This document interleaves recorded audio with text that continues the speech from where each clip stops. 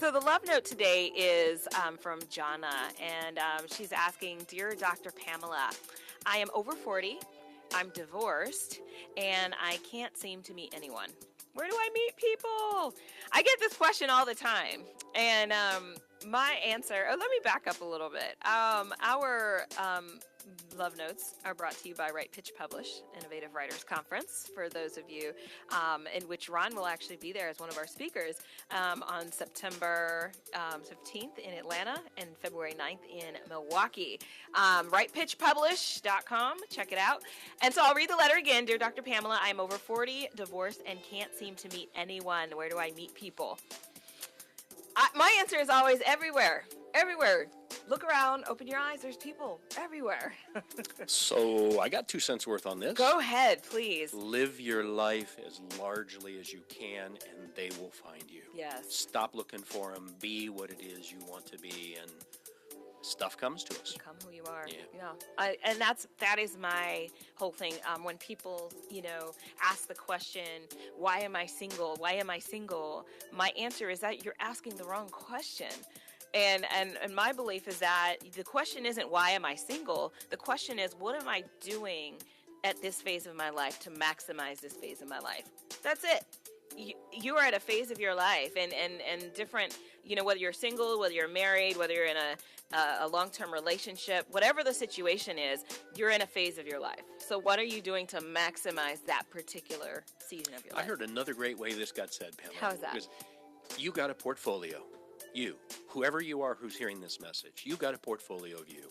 What are you going to do with that portfolio?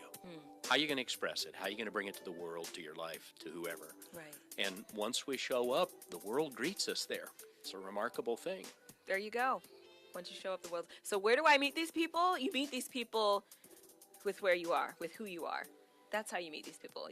I can't give you a formula to say, well, go to the nightclub on 4th and Maine. Well, it's funny because my most meaningful relationships today have come from the most unlikely places. Right. I could not have planned them. Right. And that's it. Because a lot of people are looking for a formula. They're looking for a plan. They're looking for a blueprint to follow to find that love. So can I tell the story of how you and I met? Yes. We were both at a book signing event. Right. And I just happened to plop down next to Dr. Pamela, and I said, so what's your shtick? And she said, post-traumatic growth. And I said, are you kidding me? Actually, it's not exactly the language I used. No, he said, I can't say it. That's right. FC, not permitted. But, and I said, are you kidding me? I mean, that's post-traumatic growth. I mean, that's it for me. And she goes, I have never run into someone who is like, so all of a sudden, Dr. Pamela and I are in this conversation, and I didn't even know her prior to that moment. Right. But I was just showing up, she was just showing up, and Right. we clicked on that subject, and here we are. Yep.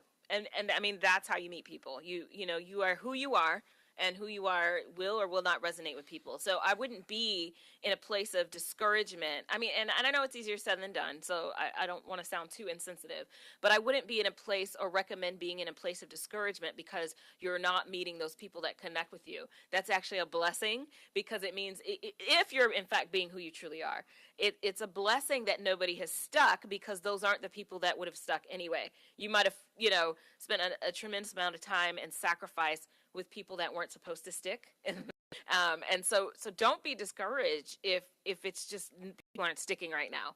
That's the way it's supposed to be for the place that you're at right now. Move on, check out some other places, Yeah. keep living at large. Yeah, let them leave. Let them All right. leave. All right. Well, we'll be right back.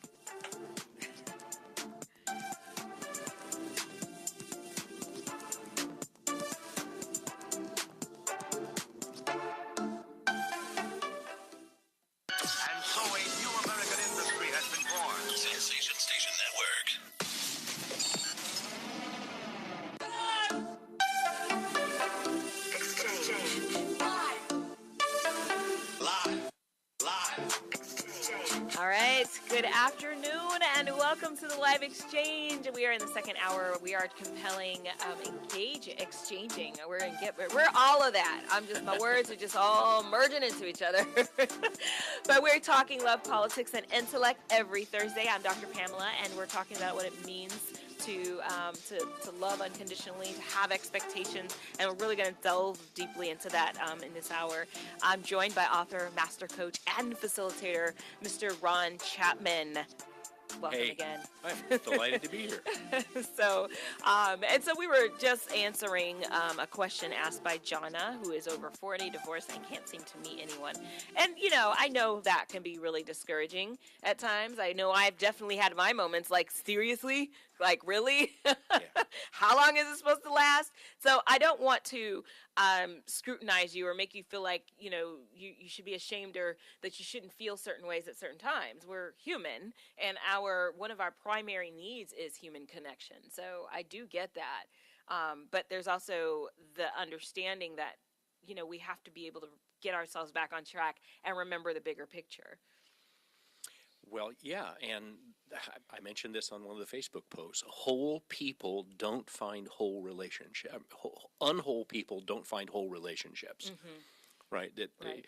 Be the person you want to be in relationship, and the relationship will find you. Right. And again, that seems insensitive, but man, when you're looking for something and you're not who you need to be, it just isn't going to bring you the fulfillment you're looking for. Right. And one of the things that I have discovered about myself, and I'm, every now and then I disclose my own epiphanies about me, is one of the constant threads in my relationship experiences, whether it's romantic relationships with friends, colleagues, is my reluctance to hold people accountable.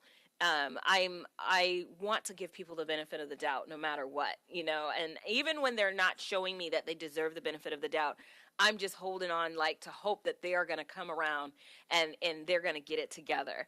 And so what I have really, and this is in watching other people's relationships, I remember sitting there watching somebody's relationship or their interaction just a couple of weeks ago, and the way she was holding him accountable in a loving way, but very firm, very much making it a point that, no, I don't, that's not okay.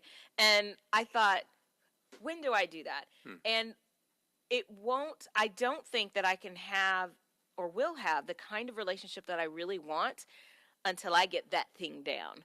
Because I don't care how sweet, it could be Jesus, and I can have a relationship with Jesus and not hold him accountable. Like, look, honey, I know that you have to go preach today, but we have a family at home, and we also need to, at some level, anybody, as good as they are, has to have some level of accountability in the relationship.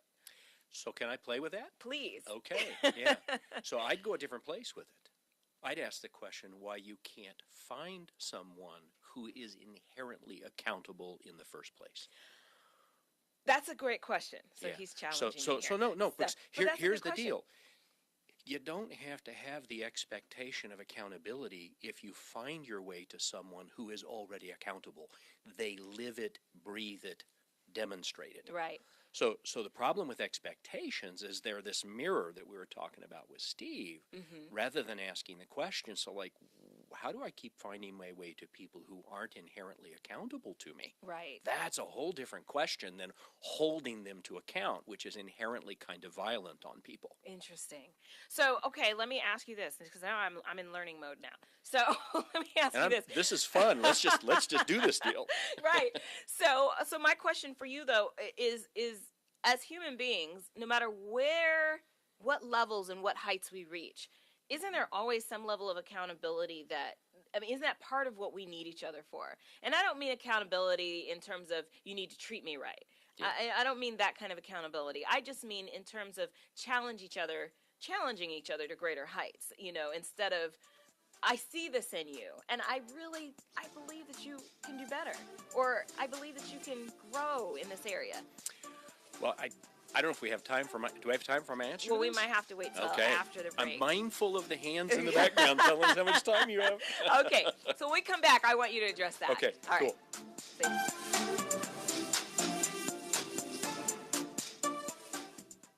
more connected than ever before. 90% of America's students use some form of social media, but not all of it's used in a good way. Hurtful posts online are leading to social isolation for many. Psychologists say it's bullying in a brand new way. Well, Beyond Differences and I Keep Safe are looking to change that with ideas for students, their parents, and even teachers. Take the pledge to be kind online and learn more at wearekindonline.com. Major key alert. Life is like school. You will be tested, so pass it. Learn the real major keys to getting to college at GetSchooled.com. Brought to you by Get Schooled and the Ad Council. When it comes to saving money, don't act like a baby. Goo goo gaga. Be the boss and make a budget. I'm the boss, baby. You're the boss of me. I am the boss of you. Are not. M2. Are not. M2. Need a little help? Aren't you going to do any work? I'm very busy delegating. Create a personalized savings plan. We could share. You obviously didn't go to business school. And get other tools and tips at feedthepig.org. Brought to you by the American Institute of CPAs and the Ad Council. Adopt US Kids presents Multiple Choice Parenting. Your daughter just had her first breakup. Do you A, put yourself in her shoes? How could he do this to you? And for Sheila, she has split ends. B, console her? Oh, sweetie, this is going to happen a lot. 4, maybe 5 more times before you get married. C, take charge? Got to get this all straightened out. Keep a little talking to, man to man, mano a mano. Hey, Steve. It's now a good time? No? Okay, no problem. Bye. Or D, help her find a new boyfriend? I know a great place to meet boys. The internet. Nice, single boys. Never mind. How about some ice cream? As a parent, there are no perfect answers. But you don't have to be perfect to be a perfect parent. Thousands of teens in foster care will love you just the same. For more information on how you can adopt, visit adoptuskids.org. A public service announcement from the U.S. Department of Health and Human Services, Adopt U.S. Kids, and the Ad Council. You use Tearless Baby Shampoo because it's gentle on your baby's eyes. You make sure his toys don't have any sharp edges. You always test the bathwater to make sure it's not too hot. You taught her what to do when the smoke alarm goes off. You make sure she wears a helmet when she rides her bicycle. You put on his sunscreen, even when he's embarrassed his friends will see. You do so much to keep your child safe. But are you using the right car seat for your child? Is your child facing the right way in the car seat? Is the seat too big or too small? How do you know when it's time to move your child into the next type of seat? Car crashes are a leading killer of children ages 1 to 13. Protect your child's future at every stage of life. For information on the right seat for your child, visit safercar.gov/the-right-seat. That's safercar.gov/the-right-seat. A message from the National Highway Traffic Safety Administration and the Ad Council. Why is Connor having trouble focusing in school? Having trouble finding Connor's middle school? Would you like directions? No, why is Connor having trouble focusing in school? Finding lowest airfare to Istanbul. No, I'm tired of fighting with him over homework. Home, walk, restaurant. Need a review? No, I need help. He's very smart, but his mind wanders. He's disorganized. I think I understand. Oh, good. Finding best potatoes for French fries. No! Russet, fingerling, Yukon Gold. Why don't you understand me? Sorry, I was trying to show how Connor feels every day. Frustrating, isn't it? Redirecting to understood.org. For the 1 in 5 kids with learning and attention issues, this is what life can feel like. Explore understood.org, a free online resource about learning and attention issues, designed to help your child thrive in school and in life. Understood.org, because understanding is everything. Brought to you by understood.org and the Ad Council. Welcome back to the live exchange. So before the break, I don't know exactly how I formulated this question. Oh, you challenged me because I was saying at first that I don't. One of the things that I know that I want to get better at, upon entering another relationship, is being willing to hold people accountable more consistently. I do it every now and then, but more consistently. And you were saying, well, how about you find the people who don't need to be held accountable? Did I say that correctly? Yeah. Okay. And then I think my question back to you was, for me, the nature of an organic relationship that grows and that feeds me is a relationship in which we can look at each other and say, try this or try that. I think this is going to work for you. Yeah, boy, but this is so interesting. I'm gonna go real personal with you on Okay. this. All right. You don't need to be challenged, Pamela. No, really. I've been watching you I don't know, I don't know you that well. We've talked a number of times. Right. I mean, it's who you are, right? So if I were, I'm going to get uncomfortable here even with myself. See, if my ask of someone like you isn't, I think you should do better, which is me projecting. Right, right. It's to, and here's where I get a little uncomfortable, is it's to adore you the way you are. And know that creates the fertilizer for you to grow in whatever way you want to, not because I ask it of you, not because I demand it of you, but because I'm holding the space for that. I'm at best a midwife, right? And when you find that, that's a reciprocal kind of deal. Right. Then there's just natural, or use the word organic during the break. There's this natural organicness. Because you're with someone that it all is allowed to be the way it is. We don't have to expect them to be different, right? Because they are that, Yeah. and it's not an ask of them anymore. That's so deep. I gotta think. I gotta resonate or marinate on that for a minute. That's why you invited me, just to lay down some stuff this here. This is good. Yeah, we have to go into trending topics. I really don't want to, but we have to. So we're going to go into trending topics. Primary election. Lack of diversity. Gas prices. Michael Jackson. Trending topics. All right, so good news. Georgia Democrats selected the first black woman to be a major party nominee Yay. for governor. So I take it back. I did want to talk about trending topics because that's a big one. It's a big deal. Good. Historic. It's a very positive indicator. Yes, and I do want to make the distinction.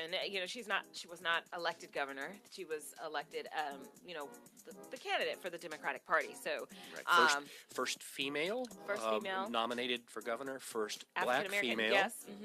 And so that is a big deal indicator of the state of affairs. Right. And it's interesting because a few people have said that it is kind of modeling this or indicative of the shift that may be happening in the state. So it'll be interesting to see how that plays out because people are either tired of the way that things have been. The new generation of voters who are not the millennials, I believe it's Generation Z, is now they're saying, look, we have a voice and we're speaking out, and they were actually talking about why she got elected. Yeah. And so it's interesting to see this new crop of young people and what they're doing.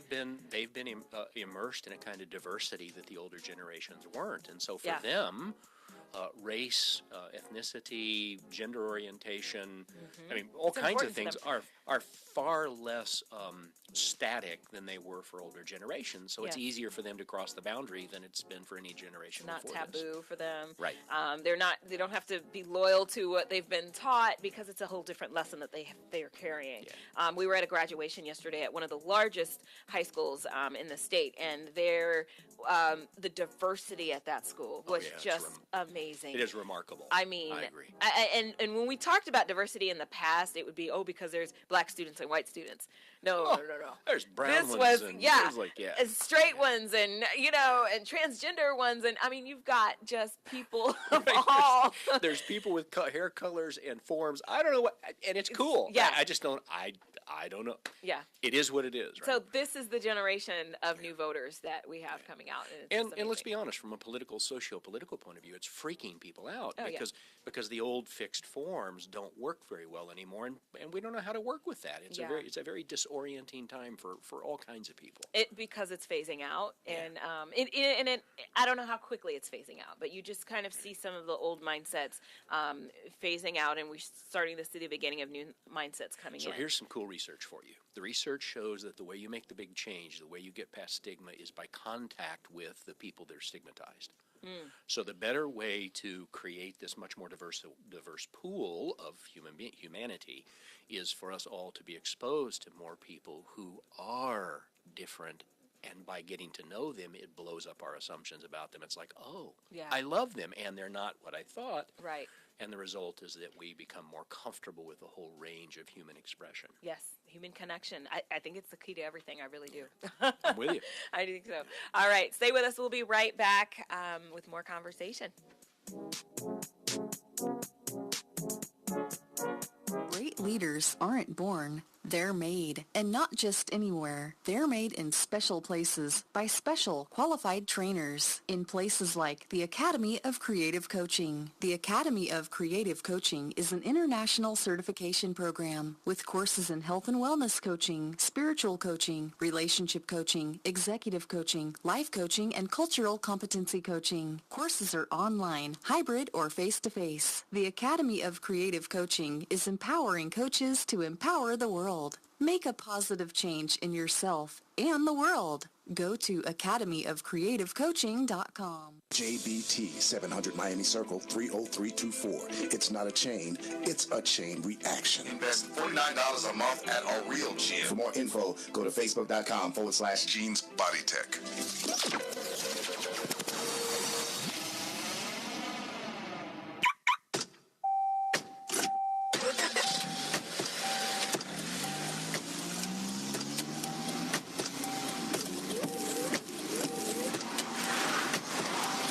Driving has a rhythm all its own. Don't wreck it with a text. Before you get behind the wheel, silence your phone. Or better yet, designate a texter. For more text-free driving tips, visit stoptextstoprex.org. Brought to you by the Ad Council and the National Highway Traffic Safety Administration. Hey, Dr. Phil here. You know, I help people solve difficult problems every day, but one problem has me stumped: childhood hunger. Nearly 16 million children in America struggle with it. Luckily, the Feeding America network of local food banks collects surplus food, giving hope to hungry children and their families. But they need your help. Join me in supporting Feeding America and your local food bank at feedingamerica.org. Brought to you by Feeding America and the Ad Council.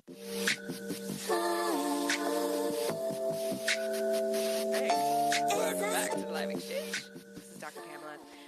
We are talking about expectations and all of that good stuff, and love and relationships. One of the things that you said that struck me was just that, you know, how our expectations for a relationship, this is what I took from it. You didn't say it this way. Okay. But how our expectations for a relationship should really be more about what we expect from the relationship as opposed to the individual person. I don't know if I'm saying that correctly. Actually, where I go with that is to get clear on what our needs are. Okay. The needs of another person, whatever that may be. Right. Our needs of ourselves and our needs of a relationship. And then find someone who fits that. Right. The So we mistake, have to be clear first. and this is the antithesis of unconditional love, which, by the way, is an oxymoron. Love has no conditions. Love, And we need to that's go it. there. Yes, Yeah. yes. So if you pick someone who's well-suited to you and you have become a well-suited person, expecting them to do something other than who they are never presents an issue for all intents and purposes, Right. because you met, fell in love with, got involved with, whatever the deal is. Okay. This is true of friendships, family, all that. Right. That you're well suited, and it starts with understanding yourself so that you can figure out either why it is you keep bringing these people in who don't fit well, or how to select people who actually do fit well. And Right. then most of these things become non-issues. Right, right. So that means that there has to be a lot of self-work and awareness that happens well before. But the reality is that the well before doesn't always happen, and we are smack dab in the middle of our relationship or our friendship or our connection with our family members.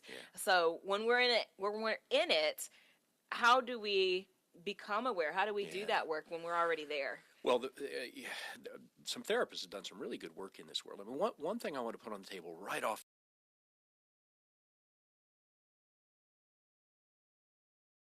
to themselves.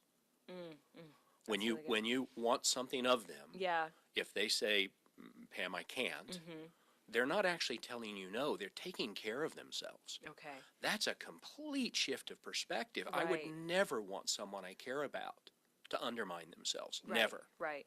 So for me, it's far more important for them to be true to that.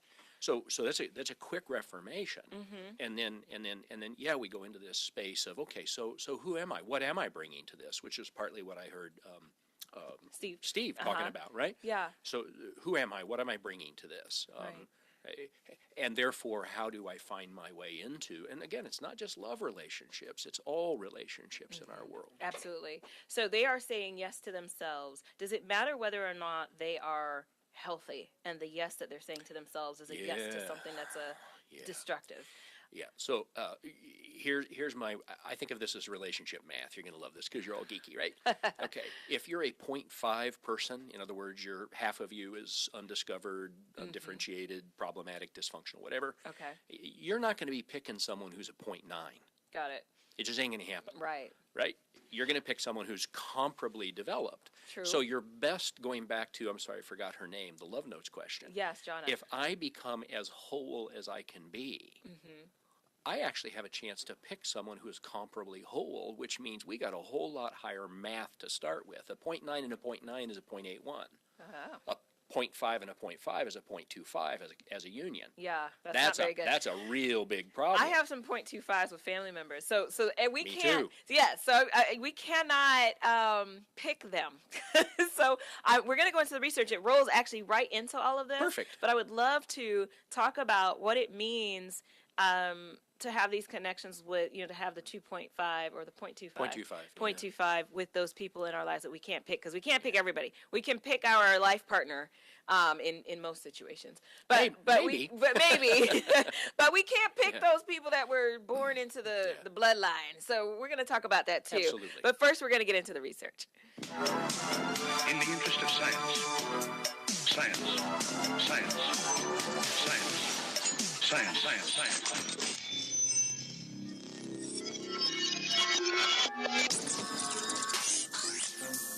All right, so today's science is brought to you by, or this hour's science, I should say, was brought to you by Red Door Consulting, a boutique management consulting firm that prides itself as an innovative leader in brand development.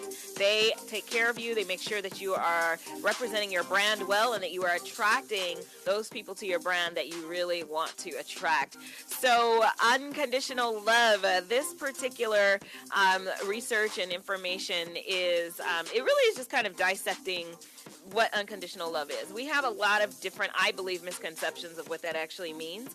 And so here it says love everyone and everything without attaching strings and without judging them. Having personal regard and respect for the people that you meet. Treat them as equals and not inferior or superior in any way. That sounds like perfection. That's what it is to be unconditional. And who can do that?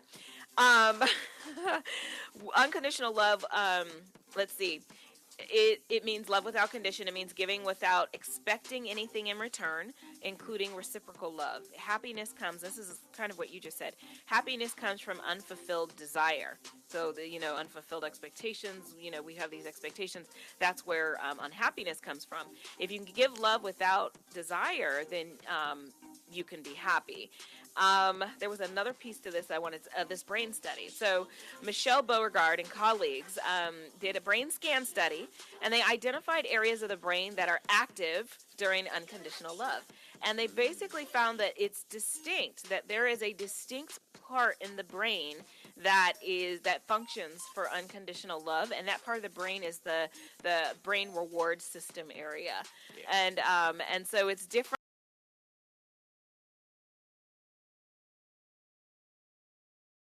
It looks at the reward system. Interesting. Have you heard this Sounds before? like nurturance to me.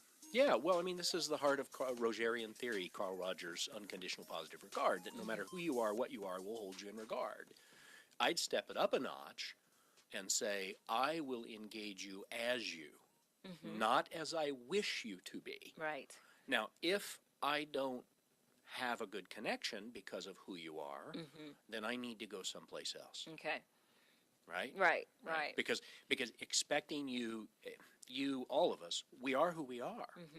Asking them to be different is the antithesis of love. Wow. That's amazing. And and we do that, and they referenced parenthood here, that this is often recognizable in parenthood, but even in parenthood sometimes we expect them to be somebody different than what they are, until we're aware of our expectation of that's happening. Right. And so the big difference, let's take any parent to kid experience, if we're projecting our unfinished selves upon them, it will damage them. Yeah. Right? I mean, the best parenting is high regard. That doesn't mean that we don't intervene. It means that we really do act lovingly to them, even when we are intervening. And this is especially true if you happen to get a kid who you're not well suited to. You know, if the factory delivers something, but it's like, okay, now how do I work with that? Because if I'd chosen the attributes of the child, it wouldn't be that. And it's like, how do I work with that? And that's challenging. And that's one thing I do want to talk about, because it may not be the child. It could be a parent, a family member that you did not choose, and yet you do need to interact with them, or do you? But how do you address those kinds of situations? So we're going to, I really want to delve into that when we come back. So, all right. So stay with us. We'll be right back on the Live Exchange.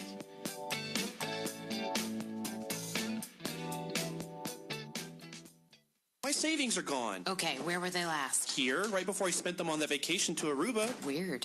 Not weird. Not saving now means no money later. For free ways to save, go to feedthepig.org. This message brought to you by the American Institute of CPAs and the Ad Council. Attention, licensed financial professionals. Are you looking to provide client solutions for longevity risks, withdrawal rate risks?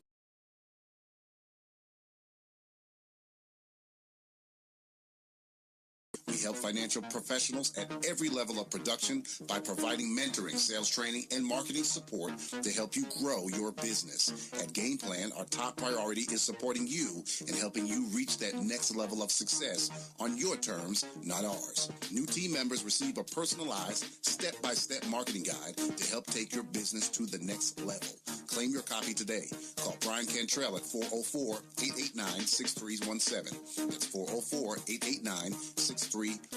Offer is intended for licensed insurance professionals only. When I was little, I didn't talk for a long time. I was sensitive to lights and sounds, so I built secret hiding places where they couldn't get in. Sometimes I do the same things over and over, until one day I found out I had autism. My family got me help. Slowly, I learned how to live with it better. Early intervention can make a lifetime of difference. Learn the signs at autismspeaks.org/signs. Brought to you by Autism Speaks and the Ad Council. All right, welcome back to the Live Exchange. I'm Dr. Pamela, and I'm joined by Ron Chapman, who is an author, master coach, and facilitator. And check him out on seeingtrue.com. There's a lot of really great information, resources there. Really love the site, the things that he posts. But one of the things that I wanted to talk about was when you have people in your life who you don't pick. And a lot of us want to talk about who we get to pick, because that's the fun part. But then what about the people who you don't get to pick? The ones you get stuck with. You get stuck with. And you have high, because again, my personal challenge is my expectations for people, what I, expect for them, because, and selfishly, they're based on how I would treat them. They're based on what I would do. And so you'll often find me saying things like, I would never do that to anybody. So how do you modify your expectations or adjust the way that you interact with people who are just not healthy? Or so maybe they're healthy, but they just have a different... Here's the bad news. Okay. And this actually relates to something Steve said. If we inflict expectations on people that are at odds with who they are, we damage them. We are. Wow. How is that? That is the effect we have on them. We're basically saying is, I don't approve of who you are, how you are. So in fact, if we really care about the other person, if we can really get our self-centeredness out of the way, I have got to find a way to adapt how I'm engaging them. If I'm going to engage them, I have got to find a way that doesn't devalue them, because all I'm doing is perpetrating. What if you indeed do not approve of? Well, then you have a hard question. Okay. If in the best of all worlds, we have to walk away from those. Because nothing good is going to come of it. Now, if we can't walk away, then I am forced. If I really believe in this principle of love, if I'm really serious about this stuff, that's key. Yeah. I have got to do my own inner work, so I stop judging, stop condemning. Again, that's what Steve was talking about. Wow. How do I engage them, knowing that they're not my cup of tea? Yeah. But not devaluing them, not projecting my stuff on them, because it will harm them, and I will be harmed as a result.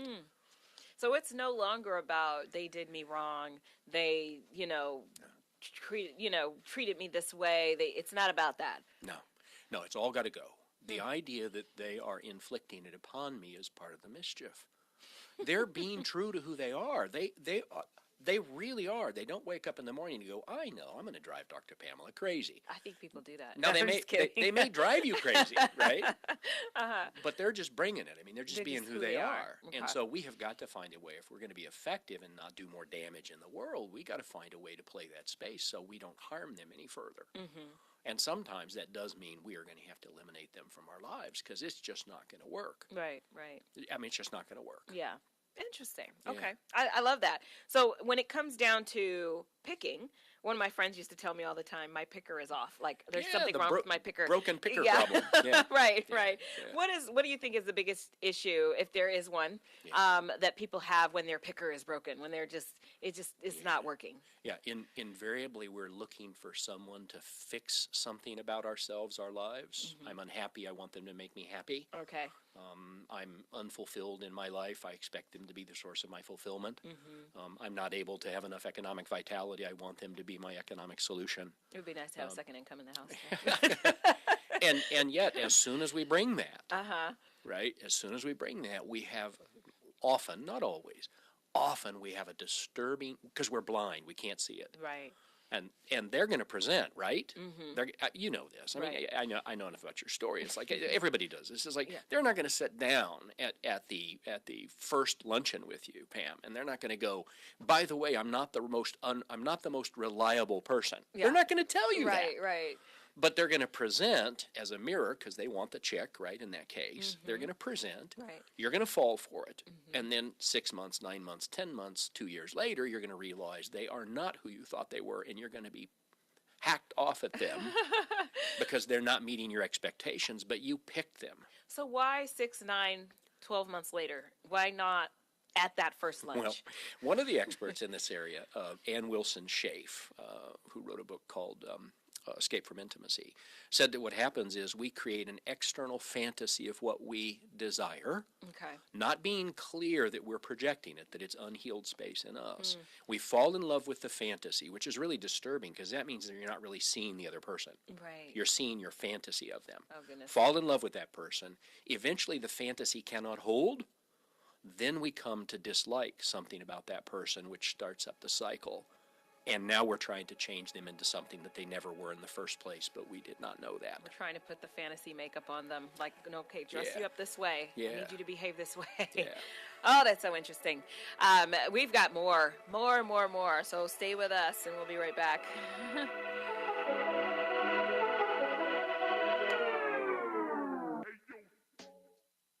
When I grow up, I want to be a new pair of blue jeans. When I grow up, I want to be a kid's first computer. I want to be a warm fleece on a I want cold to be day. a football I want to be a stadium. bike that races around the country. I want to be a bench on a forest trail. When I grow up, I don't want to be a piece of garbage. And if you recycle me, I won't be. Give your garbage another life. Recycle. Learn how at iwanttoberecycled.org. Brought to you by Keep America Beautiful and the Ad Council. Hey, Brenna. Hey, Prime. Spring is in the air. Oh, yeah. Love is too, and the weather makes it nice to be out with your boo on a date unless you don't have any money. That's so true. But what are we going to do? The Loop is going to look out for the people because our loyal listeners look out for us on ssnatl.com, Radio Not Them Down. Now, we want you to share the good vibes with other people, those you like. Or even the ones that you don't like, because, hey, they need it too. Plus, we got enough to go around for everybody. Oh, so share and share alike? Oh, absolutely. Like the post, tag 5 of your friends, and share the live. When you hear us say, you know what to do. Tell them we on so you can get this quick trip gift card right around the city, 285, 75, 85, top down, wind blowing your hair back, and the gas is on us. Maybe some treats too. So do this. Like the post, tag 5 of your friends, and share the live. When you hear us say, tell them we on every Monday, Wednesday, and Friday at 10 a.m. when you're inside the loop with Sean Prime and Brennan B. Keeping your balance with Dr. Pamela. Dr. Pamela. Dr. Pamela. All right, so our balance challenge for this week is to check your expectations. What are your expectations? And just be mindful of those. And are you imposing your expectations on somebody else? You know, are your expectations about the things that you can actually control?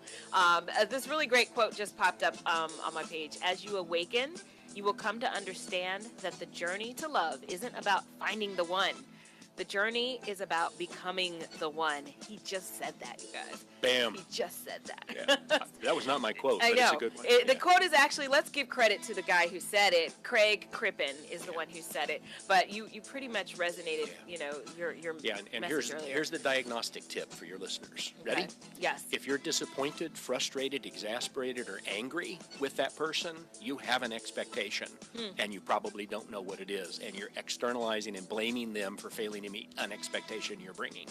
So how does this fit into you get what you expect? Is that just not true? I mean, in the context in which Iyanla said that was what you expect of your loved ones, what you expect them to give to you and be for you is what they will bring to you. Is that not? I think there's a whole bunch of it depends in that. Okay, got it. And I want to come back to something I did say. I don't think I connected the dots very well, is this idea that when we bring truly who we are, it's a modeler. I mean, we heard this from Steve about what he got from the books. Yes. Right? Yeah. It's not what we say to them. It's not, you know, all the things that we do. It's like, what do we bring? When you hold your daughter in regard, she will rise to the regard, Pam. Okay. Got it. You don't have to say, I expect you to respect me. If you offer, if you are clean enough with your own parenting, your own life, that you offer that to your child, your child will rise to meet that. Not because you've said it, but because you're demonstrating it. That's good stuff. It is good stuff. Okay, so I'm going to do a big pivot. So okay, let's do that. one of the things that Ron has written a book, and what is it called again? A Killer's Grace. A Killer's Grace, and it was a situation in which you actually got to sit down with a serial killer. Didn't sit. We corresponded for some time. Okay. Yeah. And tell us about that. Yeah. Well, I saw a letter from this guy who's anonymous by his own request. It was the only way he would allow me to use his material. Okay. And he told a story about how he became a serial killer, and we corresponded for some time. At the end, he said I could use any of his material, as long as I did not acknowledge him in any way, because if he were to be acknowledged, it would harm the families. Okay. So his story was, at 13, he literally had an allergic reaction to his own testosterone. It's called a sexual paraphiliac disorder. Wow. And it caused him to become violent towards women. He raped and murdered 7 women. He was caught and incarcerated, and they put him on Depo-Provera, which stops testosterone production. Did they know this when they arrested him? They didn't know, but when they did the psychiatric work on him, they presumed that he was having a negative reaction to his own testosterone. I know it's crazy, isn't it? That's so random. Okay. And so they dropped his testosterone production to 0. Okay. And the violent urges dissipated. Wow. And more importantly, his sense of remorse awakened. Wow. So he was like sociopathic because of his testosterone. Goodness. So here's his message, and this is why it was so important, because it creeps in right into unconditionality. His message was, if all you do is label me evil and put me to death, you will fail to understand that there are little boys in your neighborhoods right now who are going to harm your little girls, and we will not learn. Please learn. And he was put to death some years ago. Wow. He didn't fight. He knew he had violated society's covenants. He just wanted us to learn from his experience. And he's right. As soon as we judge it, as soon as we just charge our indignation by killing someone, punishing them, whatever, it relieves us of the obligation to understand. We don't think about it anymore. And He's gone. Here's the strike for me. Here's how this translates into unconditionality. Here's what I got. Only by the genetic roulette wheel am I not a serial killer. Right? I mean, I'm not that guy. Yeah. But it's not out of some virtue in me. It's that I'm not allergic to my own testosterone. Right. That's a crapshoot.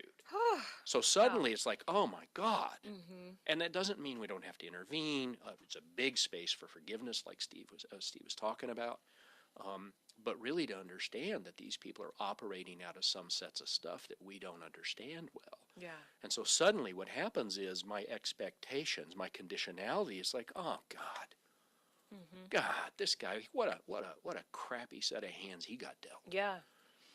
And it had terrible carnage, which I grieve, and yet it completely transforms the way we view people who we have labeled evil, bad, wicked, etc. One of my concerns is that we have a growing disregard in this country about things like this. So that, you know, I don't care what he was diagnosed with. It doesn't matter. Whatever. It's just an excuse, and that worries me because, you know, now I understand that they're saying it still happened. I get that. But when we just completely disregard, we lose the lesson, like you said. Absolutely. And I think we continue to lose the lesson. Over and over again. I don't want to hear about why the guy shot up the school. Who cares? Oh, mental illness as an excuse again. Okay, but let's look at it. Let's actually look at it. We'll be right back. Stay with us.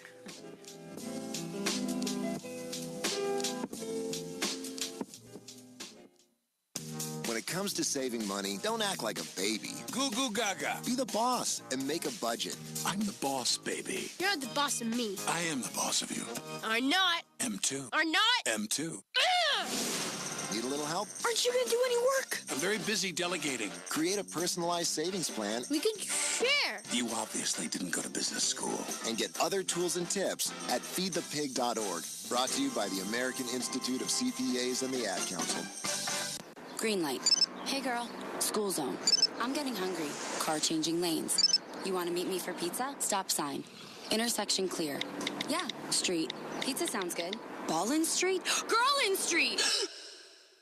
It's hard to concentrate on two things at once, like texting and driving. Stop the text, stop the wrecks.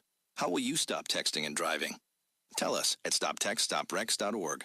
Brought to you by the National Highway Traffic Safety Administration and the Ad Council. This is big business. This is the American way.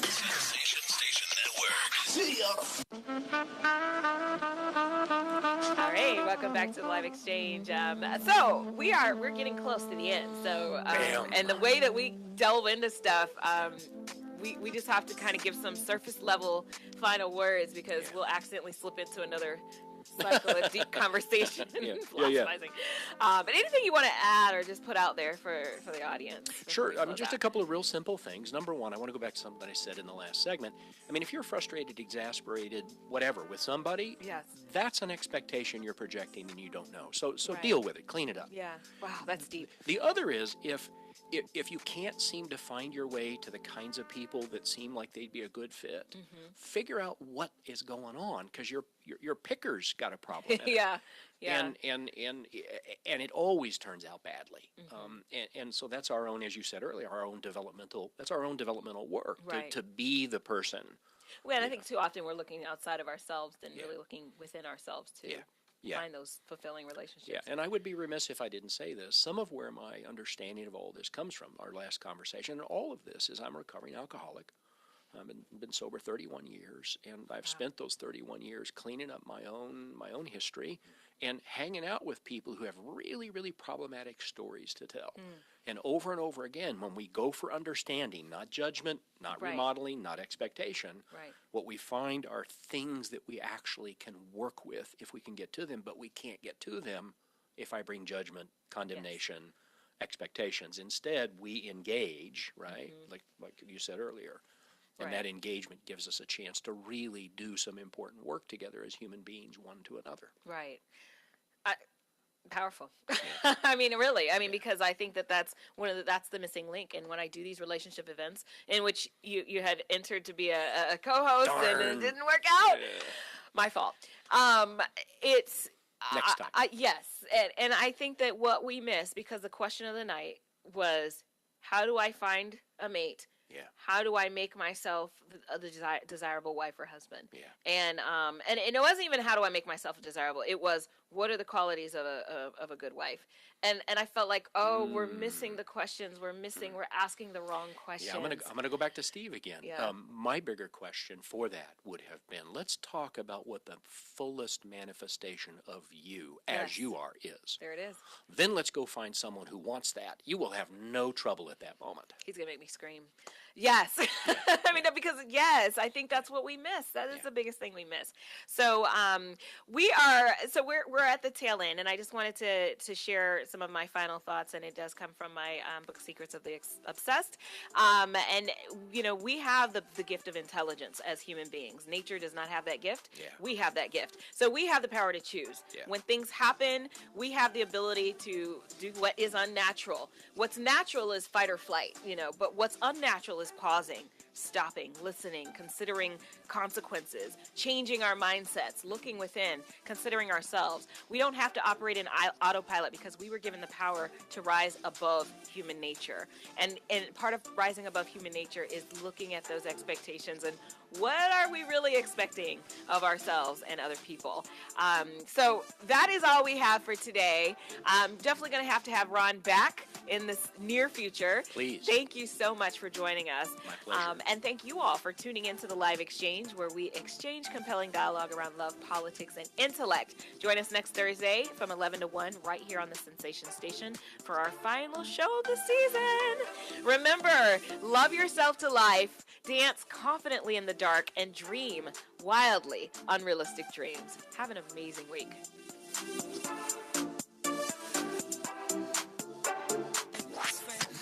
So real. Haters gon' say it's fake. So real.